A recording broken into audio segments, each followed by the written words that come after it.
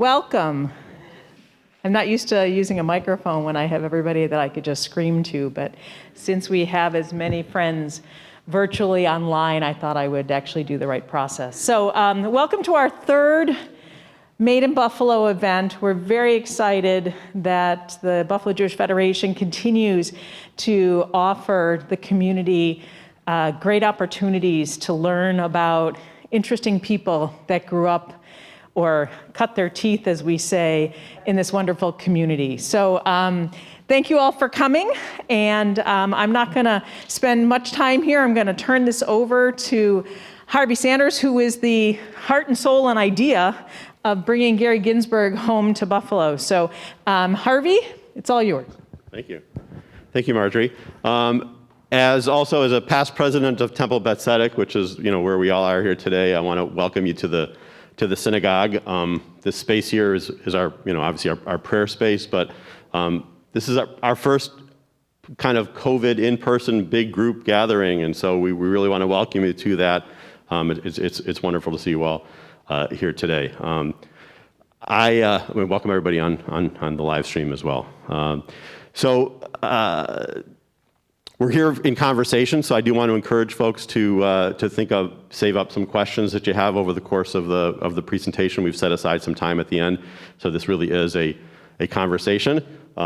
Melissa Brown's going to be kind of facilitating the first part of the conversation. Melissa is the executive director at the Buffalo History Museum. She's been there for 20 plus years, 13 as executive director? 23 years, 23. Just about. Yeah, and you and I share the fact that you rebranded the museum. Yes. You did some renovation of the museum. You did some fundraising for the museum, and we had to do that on a much smaller scale here for the synagogue. So thank you for coming, and thank you for agreeing to do this. We're really thrilled to have you here. Gary and I grew up at Temple Shara Zedek, so a predecessor congregation here. And I remember in 1979, I got to the high school, and Gary was the editor-in-chief of the newspaper, and I got to work with Gary on the Tatler, which was the name of the newspaper at Amherst High School. And I'll probably ask you later on, Gary, whether your role as a Tatler editor, bridged your way to writing this book, unless somebody can come up with better questions than that. But I followed Gary to an Ivy League school and to law school in New York City, but from there our paths diverged. I took the far more traditional lawyer career. Gary went into politics and media with George Magazine, with News Corp, and now in June, he sent me an email saying I wrote a book, and I was like, wow, no surprise there, and I was thrilled to read it and thrilled and excited to bring Gary back home for this event. So Melissa, Gary, please. Thank you, Harvey. Thank you, and good evening. Good evening, Gary, and Melissa. Welcome guests. My gratitude to the Made in Buffalo Committee for reaching out and extending this opportunity to me. I appreciate the honor of participating and with you, the audience, gaining more insight on the development of your book, your first book. So true to the inspiration for the Federation's Made in Buffalo series, Buffalo, New York is mentioned in the third line of First Friends. How did you come to write this book? Well, first of all, let me thank Rob and Margie, Melissa, thank you, and Harvey for reading that book so early on and coming up with this idea of bringing me back to Buffalo. It's such a thrill for me to be back here. I left Buffalo more than 40 years ago, but even though I've lived in New York for most of that time, I never really felt like I left Buffalo because I have such a kinship with the city, with the values of the city, with the football team of the city. So you never really feel like you left Buffalo. So for me to come back home is just a really great thrill. Yes, it was the third sentence of my book. I was trying to explain why I wrote this book. And I came up with the idea of writing a book on First Friends in 2018. And people have asked me, well, what was the eureka moment? And I really think it was the product of a series of events that started when I was at Windermere Elementary School as a 9-year-old in the 3rd grade. And for some reason, the 6th grade class, to show the 3rd grade class the importance of the American presidency, did a play about the assassination of Abraham Lincoln. Now, why they would think that that's the proper entry point for us to learn about presidents, I'm not quite sure. It was memorable. But it was memorable. And I came back from that play absolutely transfixed with this figure of Abraham Lincoln. Oh, sure. So who is this man? Why did this guy, John Wilkes Booth, want to kill him? I couldn't get enough about Abraham Lincoln. I couldn't get enough about the American presidency. My mom, who's sitting right here, fed me that curiosity by bringing me home all kinds of picture books about presidents. It really created this lifelong fascination with the presidency and with politics. And so in 1984, I graduated from college, and I had the chance to work on Gary Hart's campaign. And during that campaign, I watched the role of Gary Hart's best friend, the Hollywood actor Warren Beatty, who would fly in for the most important campaign events. And he would talk to Gary Hart in a way that nobody else on his staff did. He'd say, "Stop talking and acting like a politician, Gary," because he knew some things about stagecraft. And Hart would listen to him in this way that he didn't listen to anybody else, and he would react, in the way that a good friend would, and somebody who was a student of the greatest master of stagecraft. And then I'd watch them go out to dinner, and I'd watch how Warren Beatty, who was his best friend for 12 years, would relax him, would make him laugh, would make him feel give him a respite from the pressures of the campaign trail. So I took note of this friendship, and I thought, wow, what an interesting role to play on a presidential campaign. I saw that same exact dynamic 8 years later when I worked for Bill Clinton and his campaign, and I got to know Vernon Jordan, who was his first friend by 1992. And I watched that same dynamic. Vernon Jordan had equal stature, maybe greater stature than the Arkansas governor, and a lot more star power. And he had the same role with Bill Clinton that Warren Beatty had with Gary Hart. And so I was kind of reinforced with this notion that there's this person around a president, because I saw it played out then during the White House years, who is really unseen, unknown, but can play a really important role both on a substantive level as well as on an emotional level. And I saw in 2018, when I had that eureka moment, that Donald Trump didn't have that friend. And what did that mean for his presidency? So I had this idea, and I looked at presidential literature to see what was written about the first friend. And I was surprised, because there are books about first wives, first sons, first chefs, first butlers, first decorators, but nothing about this first friend. So I thought, well, I'm going to go dig deep and see if I can find some really good stories about this unique dynamic. And I came up with 9 stories and wrote the book. Yeah, you definitely found stories when you were digging. And I mean, was it hard to select, to narrow in on those 9? Yeah, I think I wanted to find stories that illustrated the sweep of American history. So I wanted to find a friendship from the Founding Fathers era. I wanted to do something in the pre-Civil War era, something for the Civil War, something around the First World War, the Second World War, the Cold War, and then somebody who was hopefully bridging or in the 21st century. So I was able to do that. I had a lot to choose from. I had probably 15 viable first friend stories, and then as I got deeper and deeper and started writing, there were really 9 that I thought accomplished that illustration of America's history and told, I think, the best stories of the 15 I was looking at. It seems, and as a person who, certainly in my role appreciates history, presidents can seem larger than life. It struck me that considering presidents through the lens of friendship, their vulnerability and their humanity comes through more. Delving in, let's start with one of the most iconic, President Lincoln and his first friend. Who was Joshua Speed, and how did he get to know Lincoln? So Abe Lincoln is a brand new lawyer. He's moving to Springfield, Illinois, and he shows up in town because he's got to find some bedding, and he's got to find eventually a place to put that bedding because he doesn't know where he's going to live in Springfield. So he walks into a dry goods store in 1837, and there's a shopkeeper named Joshua Speed who basically owned the store. And he says, "You have any bedding?" And Joshua Speed says, "Yeah, I do, but it's $17. And Lincoln didn't have a penny to his name.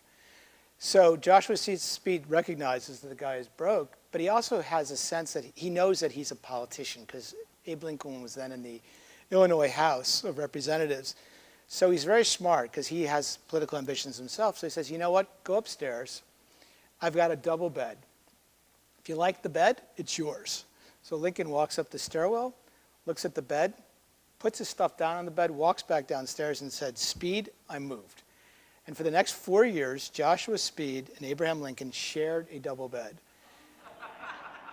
which sounds pretty unusual in 2021, but as I learned, if you were a lawyer riding the circuit back in the 1830s, there weren't a lot of Holiday Inns or Marriotts to plop your stuff down. So Right. you would just find whatever you could, and men would often just jump into bed with each other. And so I don't think it was a sexual relationship. I get asked it all the time. How could two men become such intimate friends as they did? They shared everything together. They shared every meal. They shared their fears. They shared their loves. They shared their frustrations, their ambitions. But there was no evidence from any of the correspondence, from any of the people who were around them. And they had a social club in the first floor where the store was every night.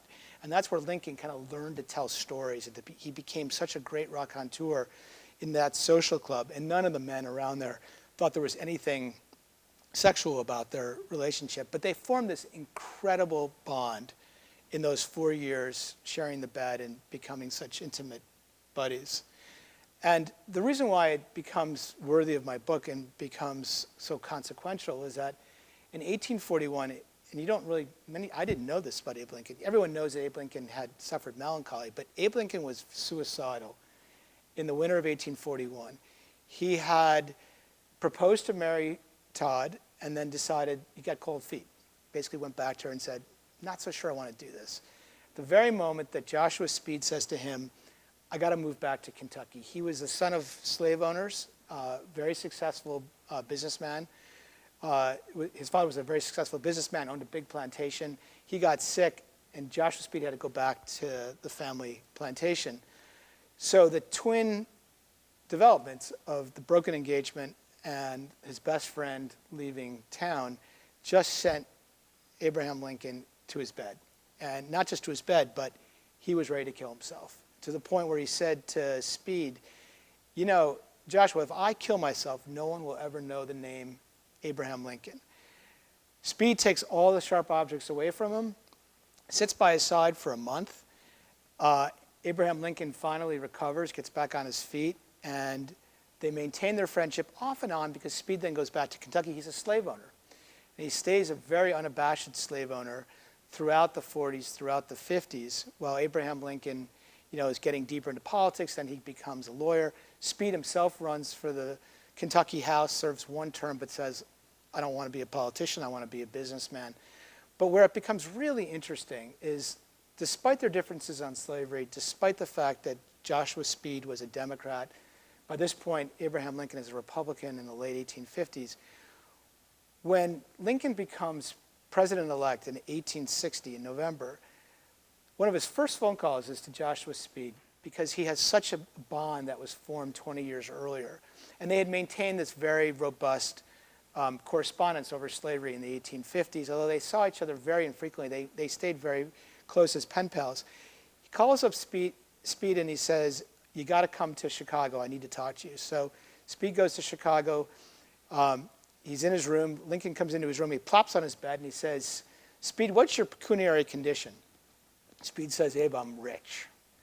He says, well, I'm asking you that because I need you to join my administration. Even though we don't agree on all the issues, we are such good friends, I need you in my government. Speed says, I'm not going to join your government, but I'll do something better for you. I'm going to make sure that Kentucky, which was one of the 4 border states in 1860, and remember, in the late fall of 1860, 7 states have already seceded or are about to secede from the Union. Lincoln is about to take office with a completely divided country. If he loses Kentucky and loses those 3 other border states, you've got 11 states now that are fighting the Union. Good chance that you don't keep the Union intact. So Lincoln says, great. Speed goes back to Kentucky. Despite the fact that he was pro-slavery, he does everything he can to make sure that the weapons from the Union militia get into the hands of Union militiamen in Kentucky. He helps Lincoln message the war so that it's not about slavery, but about preserving the Union. He goes up to the White House for Thanksgiving in 1861 and provides really the great respite that every president needs and the solace that every president needs, and stayed great friends with Lincoln throughout his presidency. Kentucky stays in the Union. Obviously, Lincoln wins the war, keeps the Union. And in the middle of this, because of his great friendship with Joshua Speed, he basically, without knowing Joshua Speed's brother that well, appoints him as Attorney General because he says, I know Joshua Speed so well, I have such faith in his brother. So it was just a remarkable friendship that illustrated the two kind of key components that I saw in a first friend. The ability to provide kind of the blunt advice that we all kind of need from our first friends. You know, look, presidents are no different than us, right? And then one of the reasons why I think the book is accessible and resonates is because we can all relate to what our first friends give us. It's, you know, telling us things that we don't necessarily want to hear but need to hear.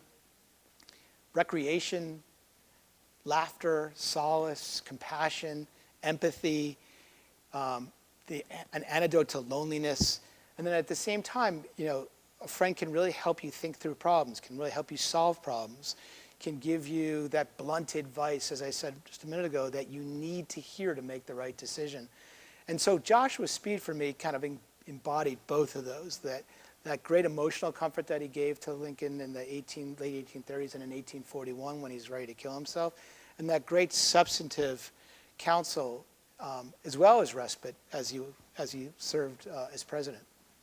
Yeah, it's really remarkable when you think of just how they happened to, you know, their paths cross, and then what, you know, is the residual effect of that. Yeah. And thinking of, you know, Lincoln as an iconic president, and also, you know, in the founding fathers realm with Jefferson and Madison, they certainly have we come to know them from history book lessons and things. But I was really struck and just drawn right into the book because you spend a significant time talking about the relationship between Jefferson and Madison, and I think really position it as one of the most important friendships in our history. You know, why do you feel that way? Well, I knew that Jefferson and Madison were great collaborators. I mean, we all know that Madison served as Jefferson's Secretary of State. Madison then succeeds Jefferson as president. What I didn't appreciate was how great friends they were. And we only know that because they exchanged 1,250 letters between them. Imagine that. They were friends for exactly 50 years, from April of 1776 till July of 1826, when Thomas Jefferson dies on that famous July 4th, when Adams dies slightly after him. And throughout that 50 years, they were both great collaborators as well as great friends. They were very different men. Jefferson was 6'3", dashing, larger than life, big idealist, filled a room. Madison was 5'4", timid.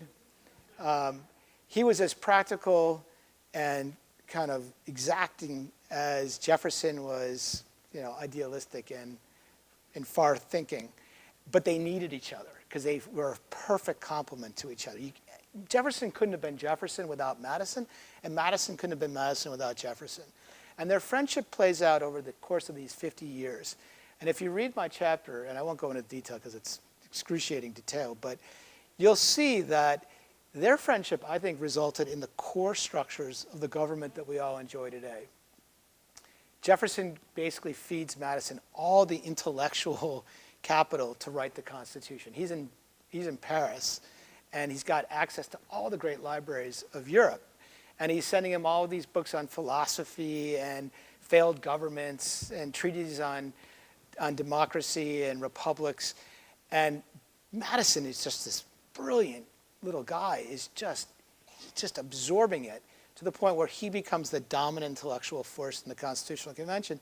And it's really through the intellectual sustenance that Jefferson gave him that he was able to write the Constitution that we enjoy today. At the same time, Jefferson writes to Madison afterward and says, you're wrong. You've given far too much power to the central government. We need more power to the people. You need a Bill of Rights.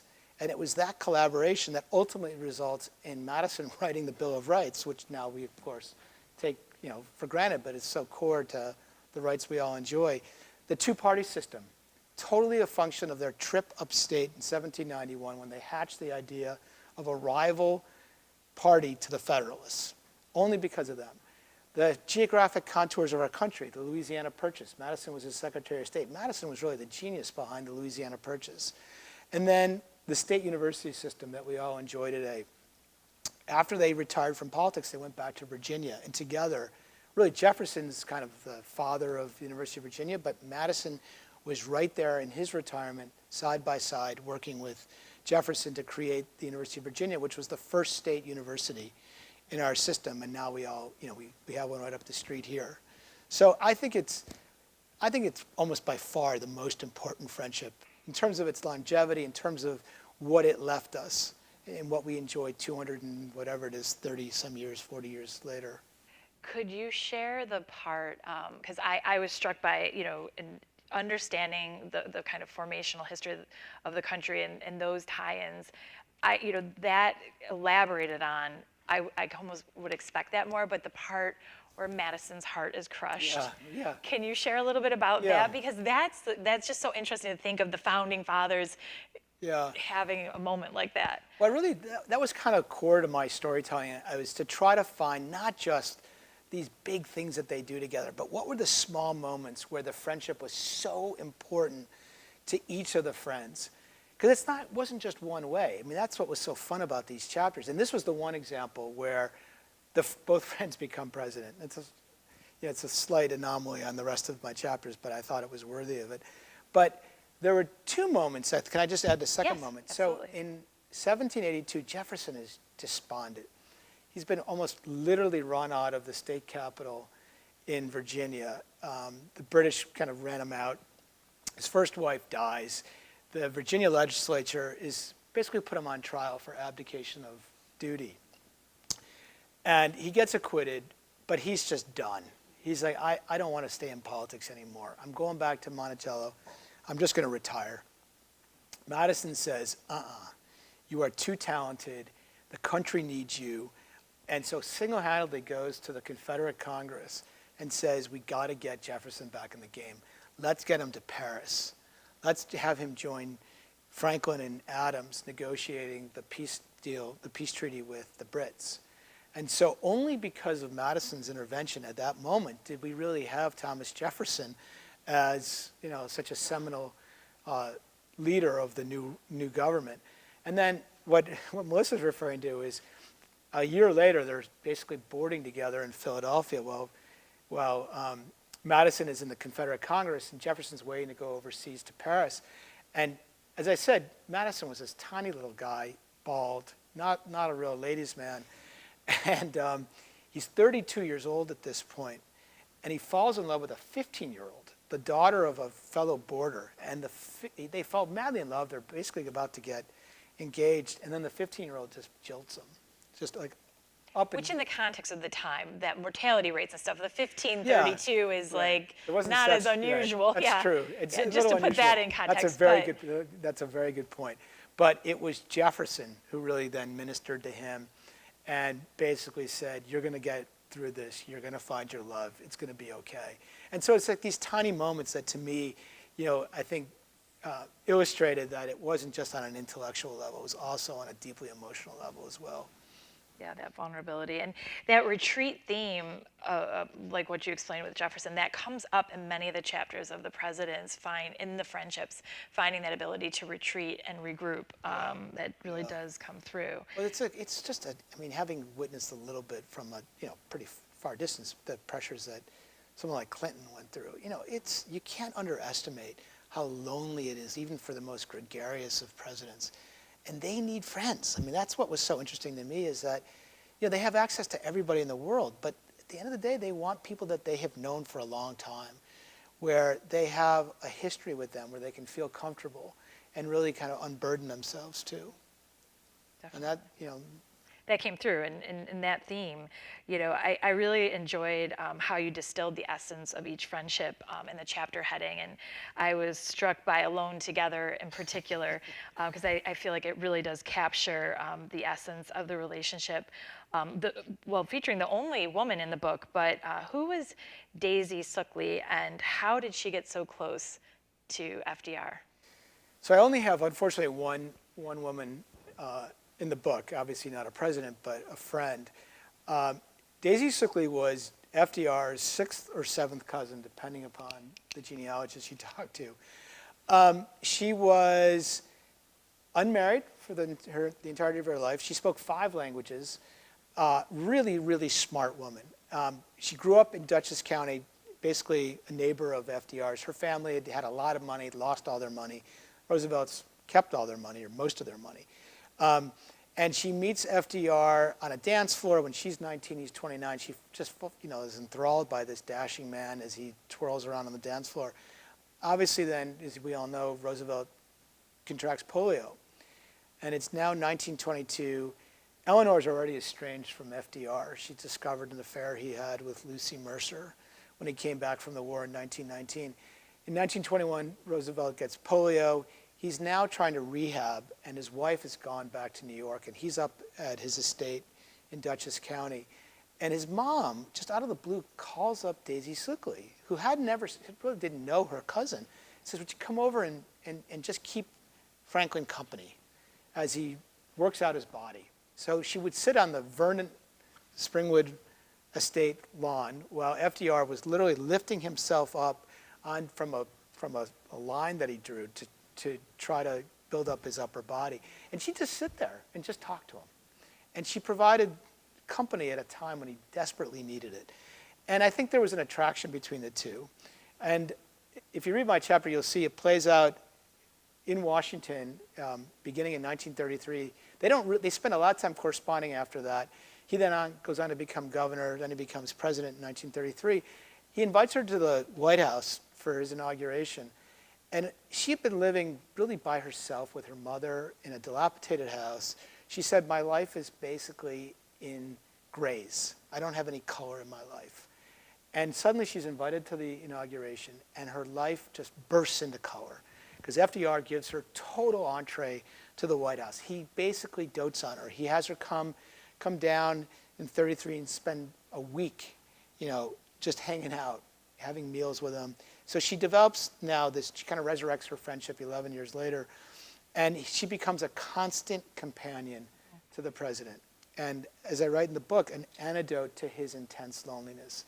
You'd think FDR, who's fighting a depression and a world war, would not be a lonely man.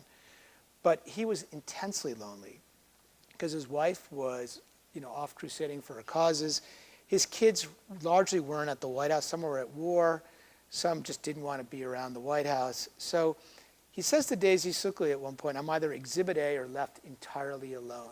And he didn't want to be left entirely alone. And so he wanted somebody around him whom he felt comfortable with, who made him laugh, who just made him feel whole. I talked to one historian who wrote a number of books about FDR, and he said, FDR would have been a less natural and a less settled president if he didn't have Daisy Suckley in his life. One day he had 22 separate meetings. It was 1944.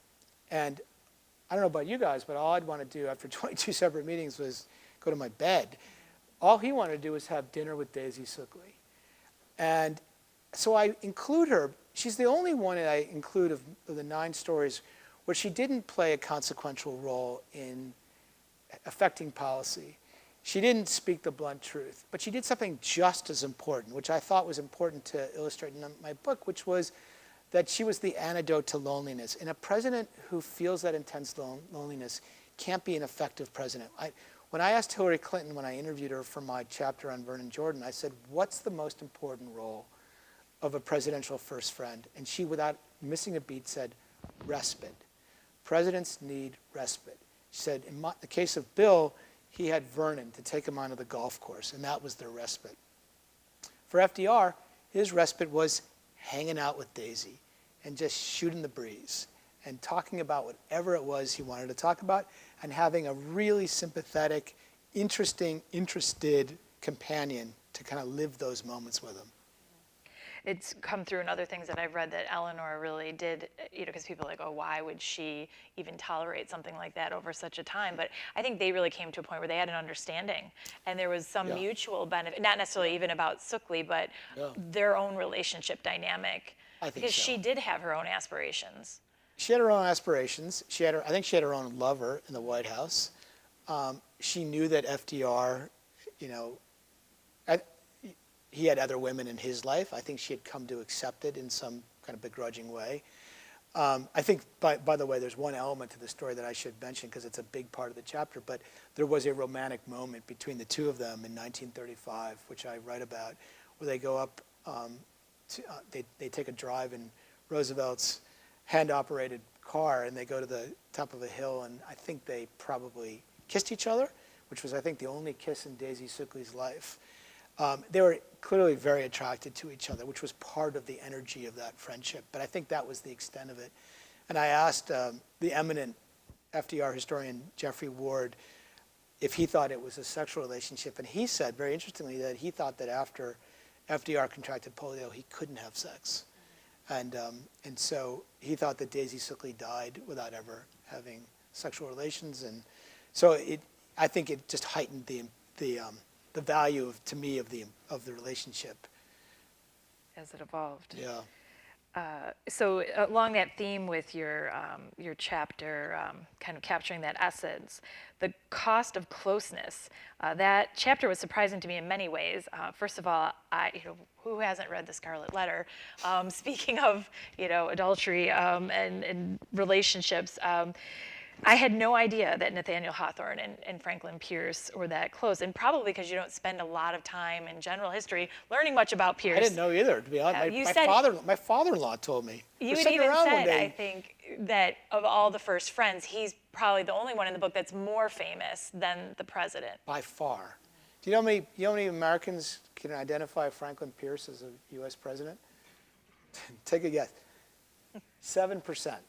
7% know that Franklin, and frankly, I'm even astonished that it's 7%, because he was one of the most unknown presidents in our history. And Nathaniel Hawthorne, we were all, I view it as subjected to Nathaniel Hawthorne's. I was not a big fan of his books. My sister, who's an English professor, chides me for saying subjected, but he's by far more popular today than the president. How did that friendship get started? Because that's kind of a serendipitous.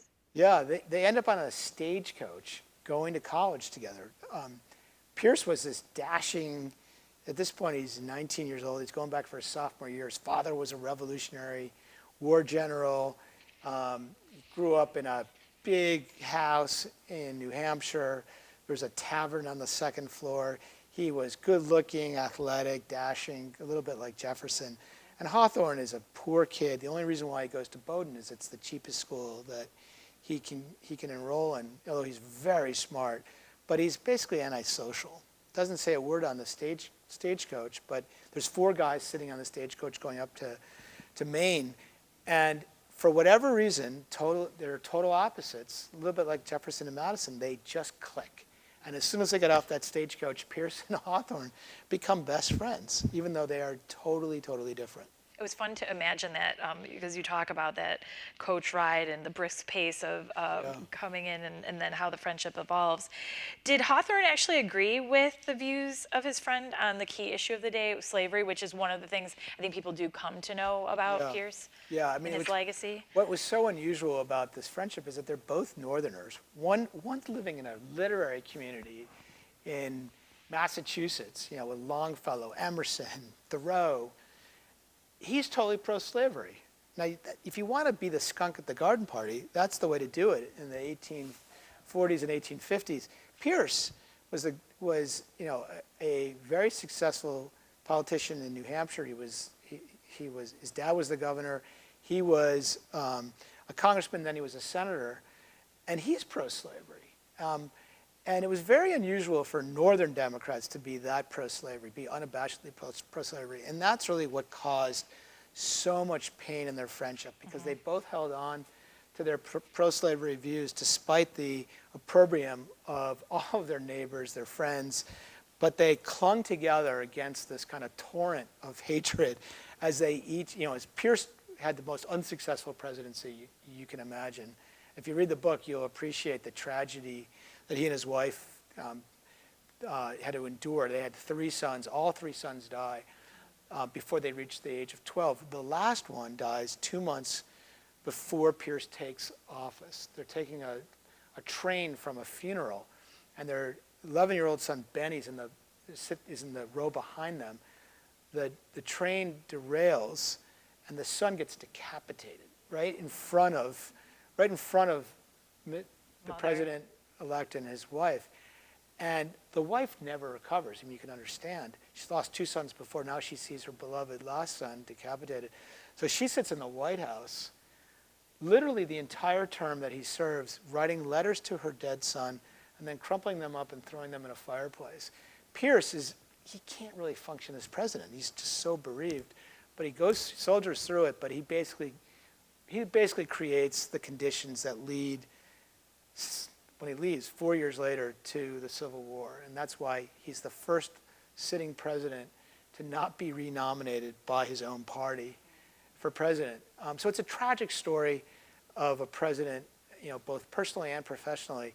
But he and Hawthorne formed this really incredible bond that is impervious to all the hatred that surrounds them. And in fact, Hawthorne dedicates his last book to Pierce in 1863 when Pierce is long out of office.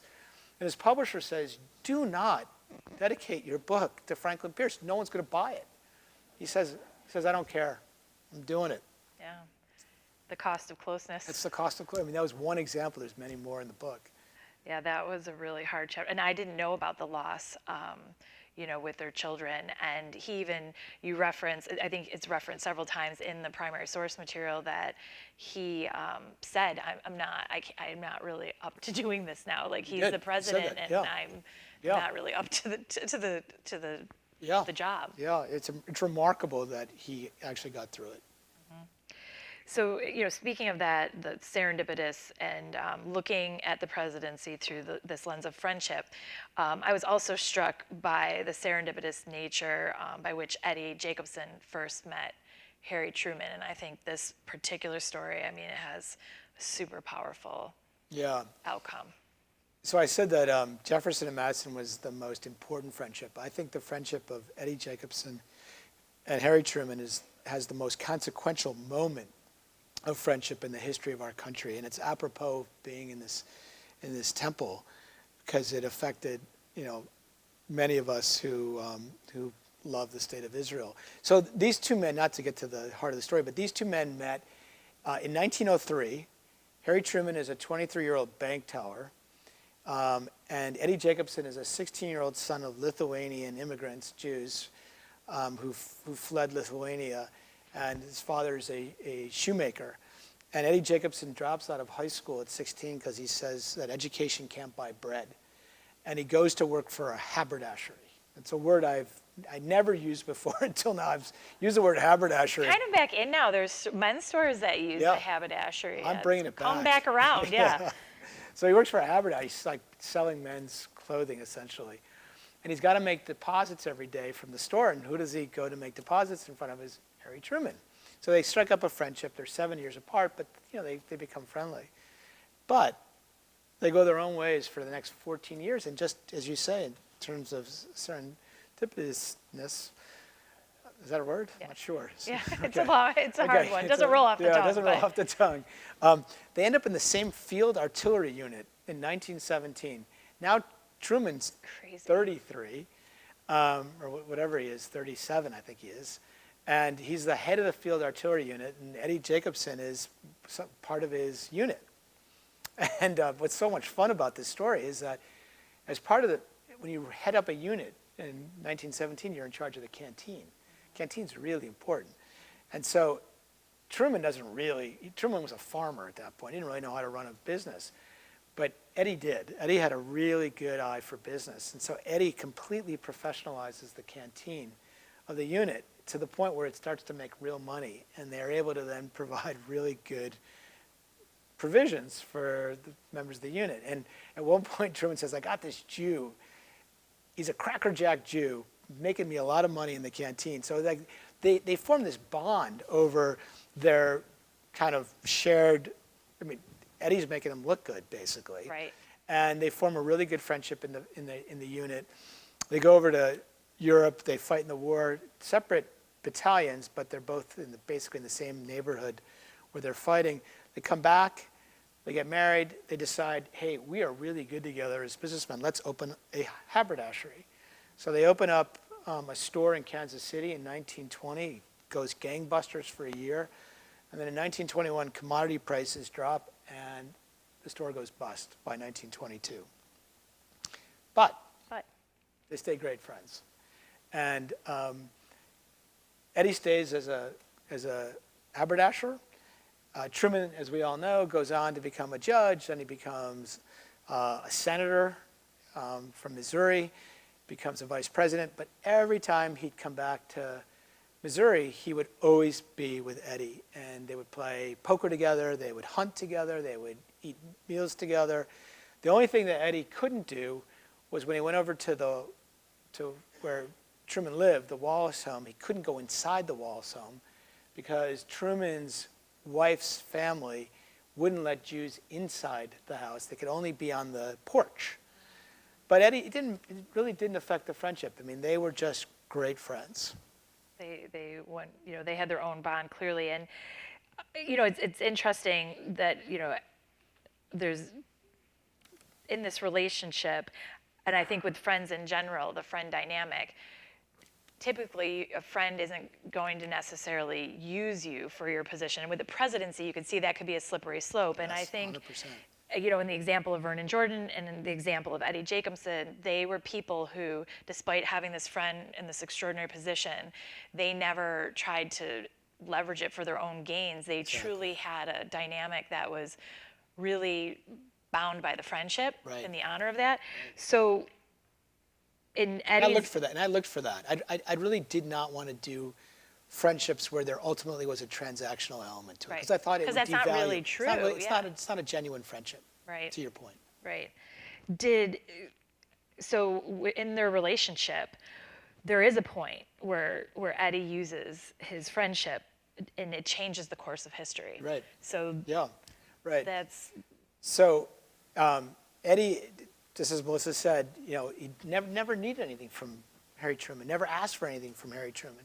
Harry didn't ask anything of Eddie. I mean, it was just a friendship that, just was based on their shared love of each other and shared interests and shared values.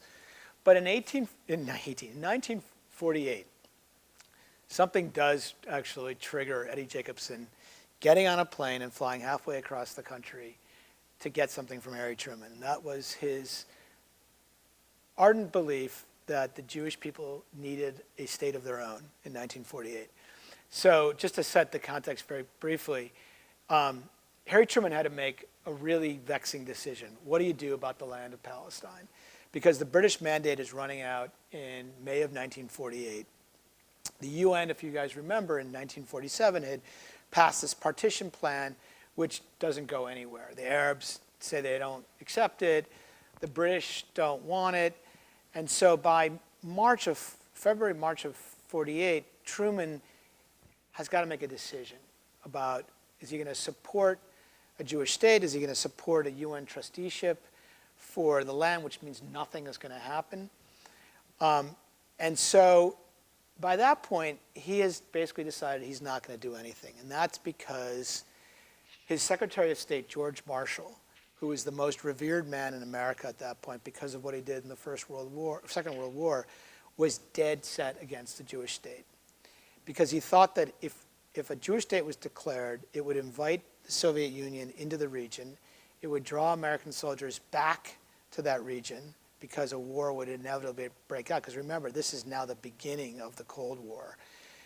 And thirdly, he thought there would be an oil boycott. And that would be ruinous to the economy and ruinous to Truman. He Right. thought that if you have an oil boycott, this is an election year, right? So Right. Truman's got to worry about, how do I get elected to my first real term as president? So he's got the most revered man who's dead set against it. He's got the potentiality of an oil boycott and a war. And then on top of that, he's really frustrated because the Jewish leaders in America were just driving him nuts. They were hectoring him, they were aggressively lobbying him, and he had had enough. He said in a cabinet meeting in February, he said, Jesus Christ couldn't keep the Jews happy during his lifetime, how am I supposed to do it? So by this point, he's just done with the issue. And the reason why that was problematic for Eddie is that there's a guy named Chaim Weizmann who was sitting in New York waiting to come down to Washington to make the key pitch to Truman. Truman knew Weizmann, respected Weizmann. Weizmann was this British scientist who had come up with a way to mass produce acetone, which is the key ingredient for gunpowder. And because of that discovery, it accelerated the end of the First World War. It allowed the Brits to win the war quickly. And so the British government said to Weizmann, as a thank you, what do you want as a reward? And he said, I want a Jewish state in Palestine. And that's where the Balfour Declaration comes from, which I had no idea of until I researched this book. So now you've got Chaim Weizmann sitting in New York. He came across the ocean to make the pitch to Truman because everybody recognized that the Jewish leaders in America had turned him off. He wasn't dealing with the issue. Chaim Weizmann's the key to this. But Truman won't see Chaim Weizmann. So Eddie Jacobson gets a call from New York saying, we know you've never used your friendship with Harry Truman before, but you have to use it now. You've got to get your friend to see Chaim Weizmann because we're not going to get a state. So Eddie writes a note, wires a letter to Truman. Truman writes right back, says, I ain't dealing with it anymore. I'm just tired of the issue. Thanks for your note, but I'm not going to see Chaim, and I'm not going to deal with it. He gets back this wire, and he says, okay, I'm going to get on a plane. Flies halfway across the country, walks up the north driveway of the White House, walks into the appointment secretary office, and he says, hey, Matt, I want to see my buddy Harry. Matt Conley knows he's his best friend. He says, of course, go see Harry. But one thing, do not bring up Palestine. And he goes, of course not. So he walks in. Truman's at his desk.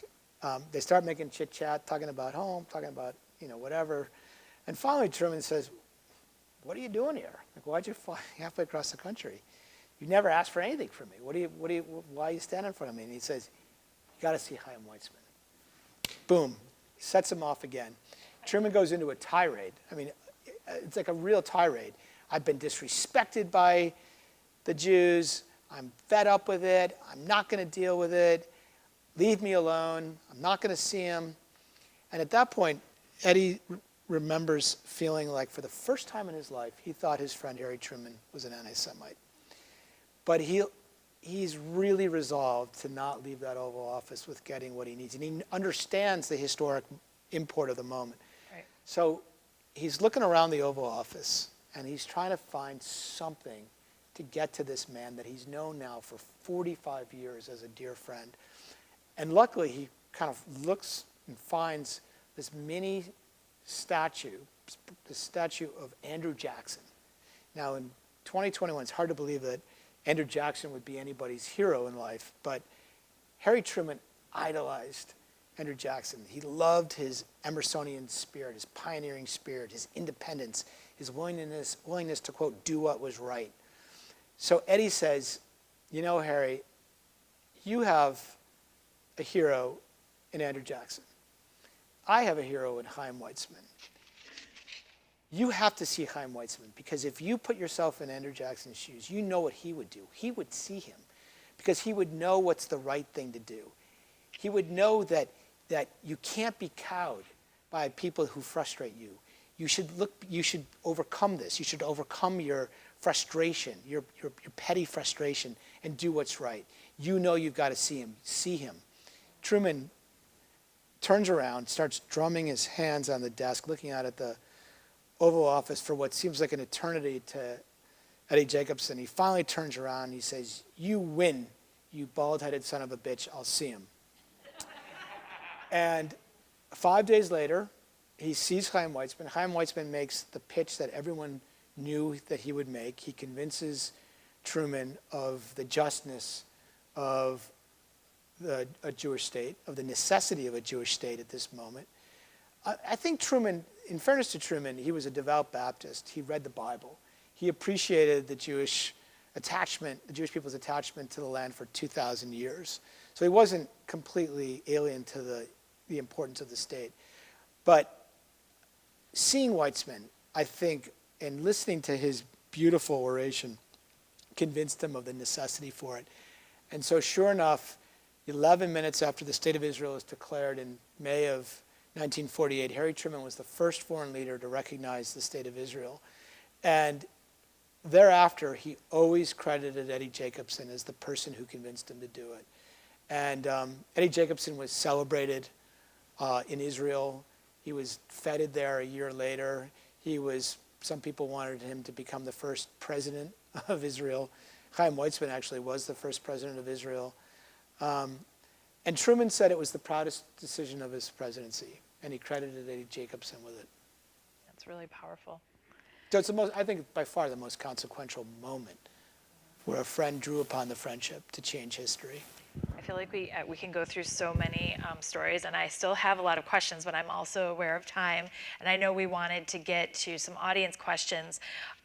Before we move into that part, with foreign policy implications, I wanted to touch on the JFK relationship in particular, because that also impacted the course of history. And again, another person that I wasn't really knowledgeable of, but the story for you for that is really in discovering who his first friend was is powerful. So could you speak to that? Sure.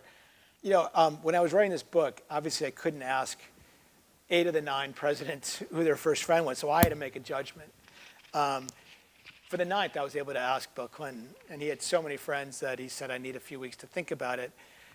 For Kennedy, I decided to go to his daughter. I went to college with her brother. I went to law school with her, and she knew I was writing the book, so I said, Caroline, rather than me choose your father's best friend, tell me who you think it is. And she said, I'm going to give you a name you've never heard of. It's going to take you probably 48 hours to figure out that he was really not only my dad's best friend, but my parents' best friend. And then you're going to call me and thank me for it. And she was dead right, because I didn't know who he was. And I had read a lot of Kennedy biographies. So I spent 48 hours digging. There's so little that was just readily available. And then I found it. I had this eureka moment finding this book on the special relationship between Britain and the United States. And I said, oh my God, this is the perfect friendship, because it involved both that emotional side as well as that substantive side. And for me, it was so much fun because it was a complete discovery for me. You know, I knew about Lem Billings. I don't know if many of you may remember the name Lem Billings. If you were around during the Kennedy days, he was he had a room in the White House and went to Choate with him, but he didn't really play a substantive role. He was just a raconteur. He loved to play pranks on the president. But this guy, Ormsby Gore, if you read my chapter, was not only the president's best friend, but his most important foreign policy advisor as the British ambassador to the United States. Unofficial, yeah. Yeah, it's crazy. Even to the point where other people were taking notice and upset by that. Yeah, you know, exactly. His access. Right. And how does that play out then in Kennedy's presidency? Yeah. Well, they meet in I won't go into the whole history. They meet in 1938 in pre-war London, and they become great friends because they're cut from the same cloth. They're both second sons of powerful fathers. They both talk fast. They're brilliant. They're a little bit lost as to what they're going to do in life. They love to gossip, carouse, play golf, debate politics. So they form this friendship in 1938, and it lasts really uninterrupted up until I'll stop it in 60, because now Kennedy's running for president. And he makes this, I call it a disquieting discovery, which is all of his foreign policy advisors are these fuddy-duddies.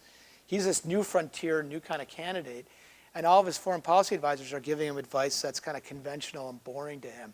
So he says, I need David Ormsby Gore to kind of help me message this campaign. So Ormsby Gore becomes kind of his most important foreign policy advisor during the campaign. Where it really plays out, and I didn't know anything about it, was in the Cuban Missile Crisis. It's day 5, and he's got to fly back from Chicago to Washington because he's got to make this decision: do I bomb Cuba or do I blockade Cuba? When they discovered the Soviet missiles, so he issues 4 orders of what he's got to do when he gets back to the White House. The 4th order is, I need David Ormsby Gore in the White House before lunch. So Ormsby Gore shows up on day 6, and Kennedy wants to debate the issue just one-on-one with Ormsby Gore. I mean, the future of the world is riding on this decision. And, he's got this whole XCOM, but he needs the advice of the man he trusts the most, and that's this guy, David Ormsby Gore, whom he had been debating with, arguing with, sharing ideas about the nature of leadership for, at that point, 23 years. So they have this total knockdown, dragout in the Oval Room of the White House about whether to bomb or blockade. They continue it that night, the night before Kennedy goes on TV, and Ormsby Gore basically gives him words to message to the country. 2 nights later, he's back at the White House. They have dinner together, and then Kennedy takes him back to the Long Gallery, and I write about this at length, and it's Ormsby Gore who basically tells the president how to message to a skeptical public that these missiles really do exist. And he says, we got to release photographs. So the 2 men are literally like on the floor looking at photographs of the missile sites, trying to figure out the best pictures to issue to the world so that they will see for themselves that these missiles exist. And then Ormsby Gore, without any instructions from his government, starts talking to Kennedy about what's the perimeter of the blockade. Kennedy says it's 800 miles. And Ormsby Gore is so damn smart. He goes, you're not giving the Soviet captains enough time to think about the implications of breaking a blockade. Move it into 500 miles. So give them an extra 300 miles to turn around before you attack the ships. And Kennedy's like, that's really interesting. And so he calls McNamara. He's like, why is it at 800 miles? And McNamara gives him an answer. He's not at all satisfied with it. He goes, move it to 500 miles. Now, normally, an ambassador cannot make a decision of that import without calling his government and getting instructions from his government to recommend it to the president. It wouldn't happen today. And then, so this goes on for the entire 13 days, such that at one point he's sitting next to Kennedy at an ExComm meeting, and Johnson's sitting at the end of the table, and the door keeps banging on Johnson's chair. And Johnson just goes, what is wrong with this scene? I'm the vice president of the United States. The door to the room is banging on my chair while this British limey is sitting next to the president. He really resented the fact that this guy played such a prominent role. But the Kennedy family loved him. The really smart members of the foreign policy team grew to really appreciate him. And he not only shaped Kennedy's response to the Cuban Missile Crisis, but he was the intellectual soulmate for Kennedy when he passed the Limited Nuclear Test Ban Treaty in 1963, which really ushered the beginning of the end of the Cold War. Without David Ormsby Gore's friendship, we never would have had that first limit on nuclear weapon testing, which started the détente that led to the breakup of really the Soviet Union. You really do pack so much into each of these relationships and the evolution of them. And we didn't even touch on Rebozo and Jordan yet, but I know we want to open it up to questions. And one thing before we do, and this is a good segue into a Buffalo audience, you didn't talk about any of the Buffalo presidents. Is there a reason you steered clear of them? Well, I looked at Grover Cleveland. I didn't really know anything about Grover Cleveland. I used to play at the Grover Cleveland golf course growing up. Not much of a golf course, but it was there. And I looked into his life, and he has this crazy first friendship with this guy Folsom, Oscar Folsom. Oscar, yeah. And I mean, it's sordid. It's as sordid a story of friendship as you're going to find. And I recommend, there's a great book about this scandal, which it's scandalous even by 21st century standards. I didn't do it because Oscar dies before Grover Cleveland becomes president. I really wanted to show the impact of the friendship on the president. So as fun and as scandalous as that story was and could have been for my readers, I wanted to stay true to the concept of the book. Sure. Lord Fillmore, I didn't even look at him, actually. No, I feel like that's the way a lot of, that's the way the history has been for Millard Fillmore. We have actually the piece of Grover Cleveland's wedding cake in the collection to Frances Folsom, who was Oscar Folsom's daughter. It was a May-December romance for sure, but it's the only marriage in the White House. Yeah. And there were Buffalonians that had gone, and that's how the cake That's wild, comes back to us. So let's open it up to some questions, Harvey. Sure. Start with Larry. Thank you for writing such a wonderful book, interesting chapters, different tidbits, good writing style, excellent structure. Really enjoyed it. Question I have today is perhaps topical. Who is President Biden's best friend, if we know one? Yeah. I finished the book about 15 days before Biden was sworn in, so I couldn't do Biden. But I really wanted to know the answer to that question, so I asked a lot of people who were close to Biden, and everybody to a person said his name is Ted Kaufman. So I reached out to Ted Kaufman and ended up, I talked to him a lot now. He's a wonderful man. And Ted Kaufman was Joe Biden's chief of staff for 22 years, from 1973 to 1995. But he not only was his chief of staff, he also was a neighbor in Wilmington. So he would ride the Amtrak up and back every single day that they were working in session. And he got to become not just a colleague, but a great friend. And just to give you one illustration of how close they are, and Ted wouldn't tell me anything. I mean, he's so modest. He's such a decent human being. And by the way, when Biden became vice president, he had to give up his Senate seat. And he turned it over to Ted Kaufman, who was long gone from his office. But that just gives you a sense of how close he was. In 2015, Beau Biden is dying. It's April of 2015. And Joe Biden does not want to be alone without his best friend. So he calls up Ted and he says, will you take a 120-day non-paid special governmental employee designation and come to Washington and just be here? And without missing a beat, Ted gets on that Amtrak, paperwork gets done, gets there the next day. They give him an office in the executive office building, and he just sat there for the next 4 months while Biden went through his son's death, his burial. And as I heard from friends, Biden would often just wander across the West Executive driveway into Ted's office and just sit there and just sit there and talk to him and just feel comforted by him. Ted would go across to his vice presidential office, the West Wing. They spent so many hours at meals at night together. And Ted Kaufman really kind of nursed him back to health, emotional, mental health, as a result of his son's death. And that to me was just such a beautiful example of this incredible now 50-year friendship. And I asked Ted, I said, listen, because I talk to him all the time.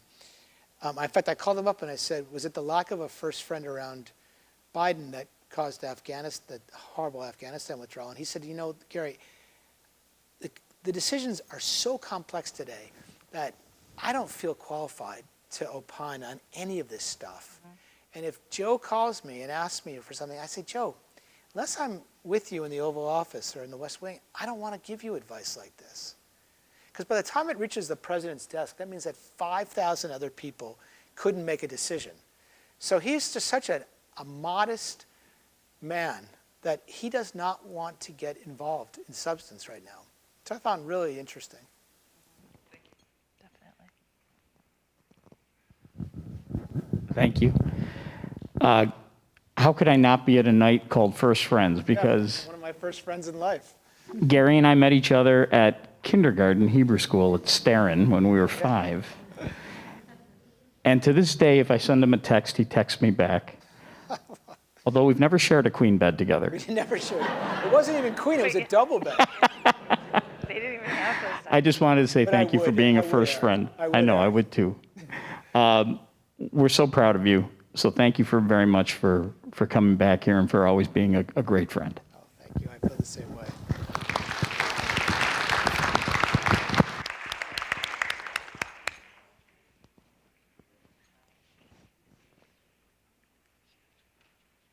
Can I move my mask down?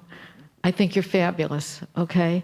My second home is in Florida, and I'm involved in the Jewish Federation. My first love here is Buffalo, and my second love is my community in Palm Beach Gardens, which is called Mirasol. So I was wondering if you would come and speak to us for Jewish Federation, if you're making the tour, if we invite you. I'd be delighted to. Okay. I'd love to. Thank you. Because Be I'm honored. so fascinated. You stole my heart. I just think you're unbelievable, both of you. And you did an incredible job. Thank you so much. I just can't thank you enough. And I'm so glad I was here.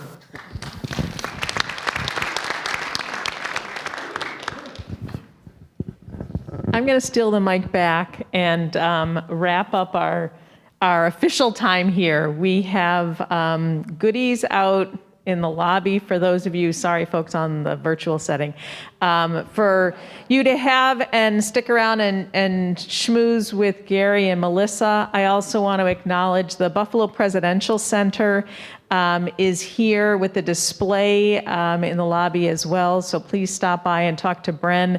It's a really cool place that's housed in the Buffalo Library, and they have quite a collection of presidential memorabilia.